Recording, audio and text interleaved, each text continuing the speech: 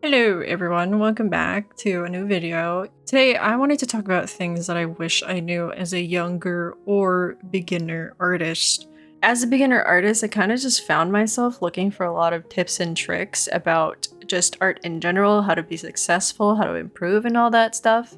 This video is just going to be about some things that I wish I knew 7 years ago when it started with art. Like, it would have been really nice to know about this stuff as a beginner artist.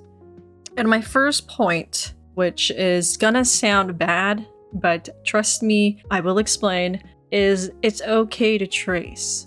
Now listen to me, it's very important to distinguish between ethical tracing and unethical tracing. And I know that sounds pretentious, but it's like everyone should have that common sense to know when tracing is like absolutely bad. You should not trace over someone else's art and then pass it off as your own and saying like, ooh, look at me, I'm so cool, look at my art that I traced from someone else. Like, no, you don't do that. You don't try to hide the fact that you traced something, okay? Like, do not trace other people's art.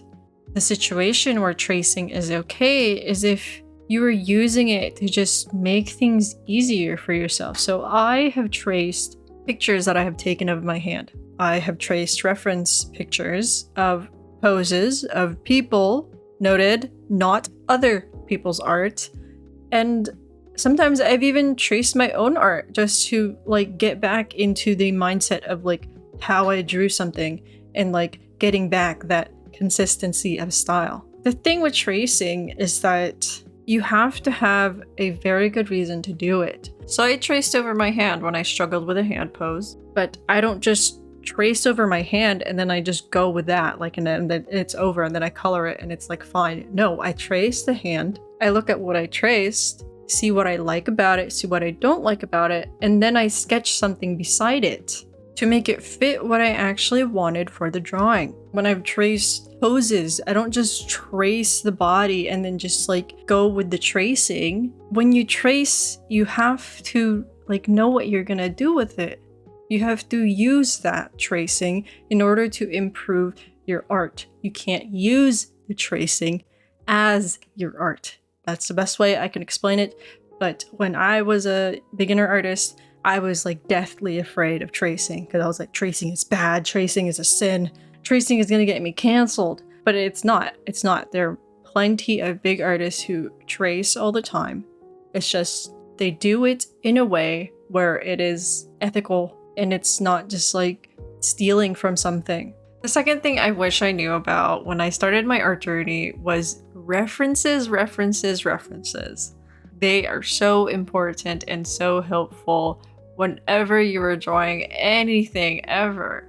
I struggle a lot with drawing glasses, and so I Google glasses. I take in all those pictures, I digest them as references, and I constantly have them on like my other monitor or right next to the drawing. You can even take pictures of yourself as references if you can't specifically find something that you need. My third point is that it's okay to experiment, it's okay to change your style. Artists are people who change every day, every year, every month, and that means that your art changes with you.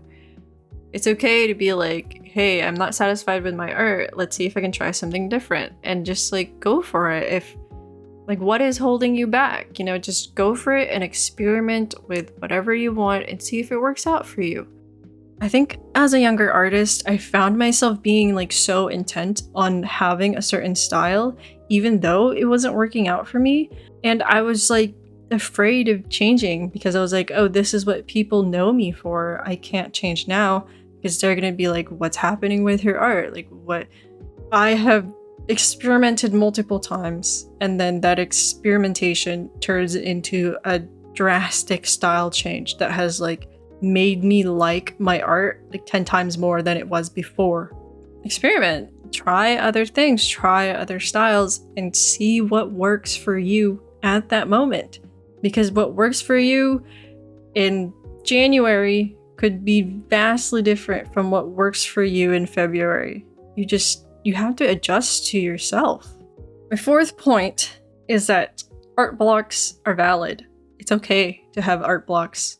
They're normal for everyone. As a beginner artist, I was like beating myself up over these art slumps, like these periods of times where I just couldn't seem to draw anything that I liked. And then now I realize those were art blocks, and it's like fine. Like sometimes it just happens. It just happens where you kind of forget how to draw, or you hate everything you draw. It's okay. Just give yourself some time. It'll go away with time. And even if it takes a while, it'll still go away. Like, it's okay. You can take a step back from the canvas, look at other people's arts, watch videos about art, find what initially inspired you to draw art, and soon the inspiration will come back. And that takes me to my 5th point, which is it's okay to take a break. Over the years, let me tell you, I have had many like month-long breaks from my art. As an artist on Twitter, you're always gonna care about followers. Like, even though people say, oh, followers is just a number, you shouldn't care about it, just have fun and be yourself and post whatever you want. But at the end of the day, we are humans, and it's something that people will care about, and that's okay. And the bad thing about taking a break is that it is not good for like social media, because social media requires a person to consistently post every day, but like you have to realize that that is something that is extremely unhealthy for a person. I went through some stuff in my life. It was like my last 2 years of high school, and so I took a break. I stopped drawing for like a few months, and I came back. My art just changed. I experimented, my art changed, and then I loved my art. Like, I was so proud of my art after that break, because when you take a step back from your art, you come back and you see kind of what was wrong with it. You start to see your mistakes, and because you've taken a break from it and now you come back, you're kind of like, hey, I should change this about my art. It's just honestly a cycle. It's okay if you're not drawing every single day. If you get an art block, take it as a sign to step away and take a break, then come back, change styles, experiment, look at more references, trace some photos of yourself. It's like, it's a cycle. That's just how the process of art is and being an artist is. And that brings me to my last point, which is going to be a mouthful, but it's the best way I can explain it. It's that sometimes the art that you like to see isn't going to be the type of art that you like to draw. So everyone kind of has a type of art style that they are drawn to, that their eyeballs are drawn to. For me personally, mine is a very painterly style. I really love to look at paintings, digital art paintings, but I also really like to look at just simple art, like not too much shading, just minimalistic art of character art, like character designs and all that. Two vastly different styles, right? Like fully rendered detailed pieces versus simplistic minimal ones. Those are what I like to see. When I was just beginning to draw art, I was like, this is what I like to see. So like, this is what I want to draw. This is what I want my art to look like. Let's just say it didn't work out like that. At one point, I was painting stuff, and then I was like, I don't really vibe with painting. And I kind of like got really sad over it, because you want your art to look a certain way, and then you find out that it just isn't for you. And you're just like, what am I going to do now? And then so when painting didn't work out for me, I tried the other end of the spectrum. I tried a simplistic style, because I was like, I really like the simple look of some artist's style. Let me try it out. And then I tried it out, and I'm like, come on, Lauren. It's supposed to be a simple piece, simple aesthetic, minimal aesthetic. Stop trying to shade so much. It also wouldn't work out for me. I wanted it to look so simple, yet my hand is like, no, I will add more. I will add more. And I was like beating myself up over it. It's like, why can't I pull off this style? What is wrong with me? I realized that my brain, my hands, when I draw naturally, just without thinking, my style is in the middle.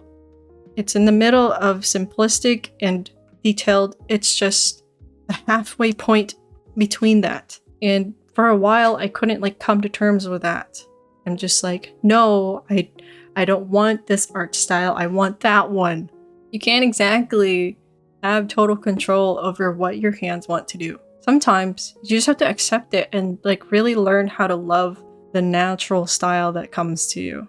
I started out with a vastly different style than what I have now. I tried out so many things and I saw what worked for me, and I just went with it, and now it's really been great. That's just some of the stuff that I wish I knew as a younger or beginner artist. Because obviously, you can be a beginner artist even though you're not young. Life takes you some places sometimes. Yeah, thank you for watching. Thank you for listening to me. And hopefully, I can make more videos like this where I just talk about art-related stuff.